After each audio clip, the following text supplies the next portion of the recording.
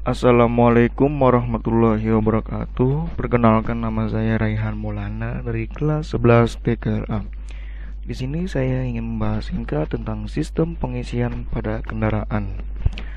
Sistem pengisian adalah skema penghasil energi listrik yang disalurkan ke semua sistem kelistrikan kendaraan sebagai sumber arus serta melakukan pengisian terhadap daya baterai.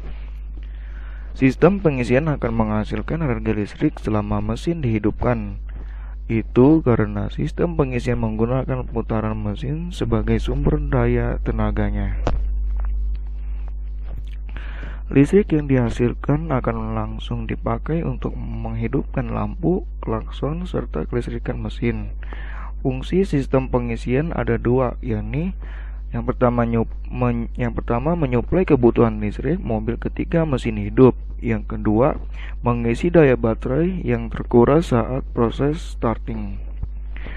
Prinsip kerja sistem pengisian. Sistem pengisian bekerja dengan mengubah energi gerak atau putaran mesin menjadi energi listrik.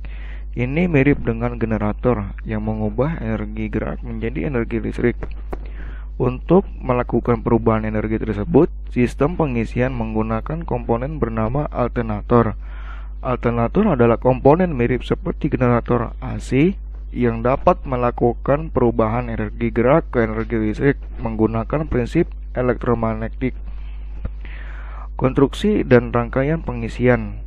Seperti yang kita singgung di atas, komponen utama sistem pengisian pada alternator. Di dalam alternator sendiri terdapat dua komponen utama, yakni yang pertama rotor coil, merupakan kumparan berputar yang menghasilkan medan magnet.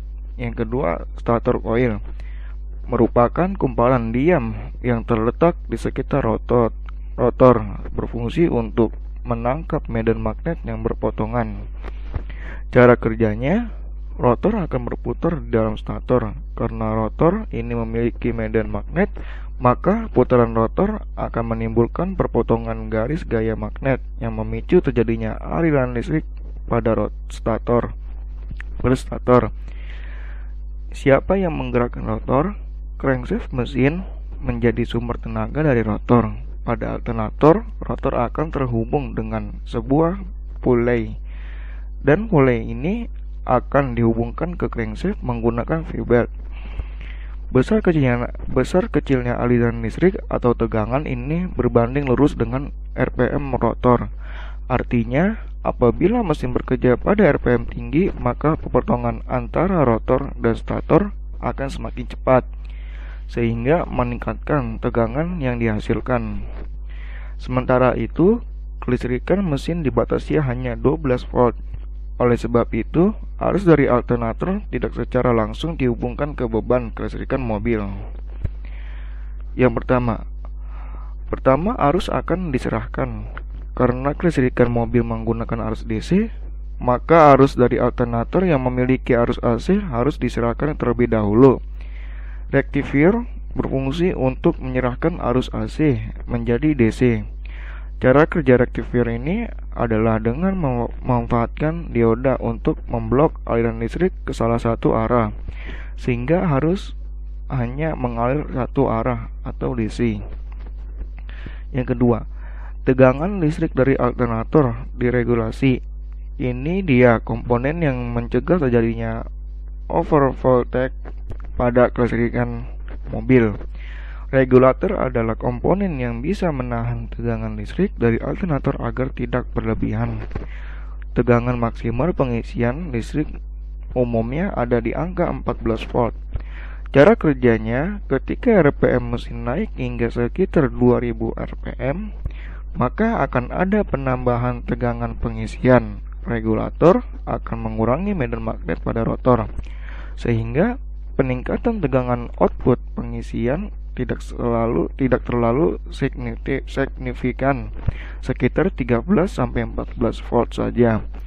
Namun apabila RPM mesin tinggi, tegangan pengisian yang dihasilkan bisa melebihi 15 volt, sehingga regulator akan menghentikan kemagnetan pada rotor hingga RPM mesin tertentu agar sehingga hingga RPM mesin turun.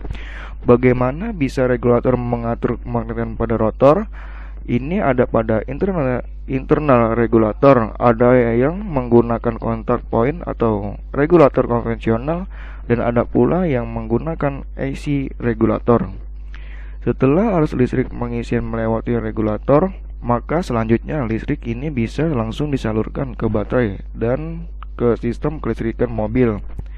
Komponen sistem pengisian. Total ada sekitar 6 komponen pada sistem pengapian yang terdiri dari: pertama, kunci kontak untuk mengaktifkan medan magnet pada motor rotor koil. Yang kedua, alternator untuk mengubah energi. Yang ketiga, rectifier untuk menyerahkan arus listrik. Yang keempat, regulator sebagai pengatur tegangan pengisian. Yang kelima, aki atau baterai sebagai penyimpan listrik. Yang keenam, wiring sebagai pengalir arus listrik pada sistem pengisian.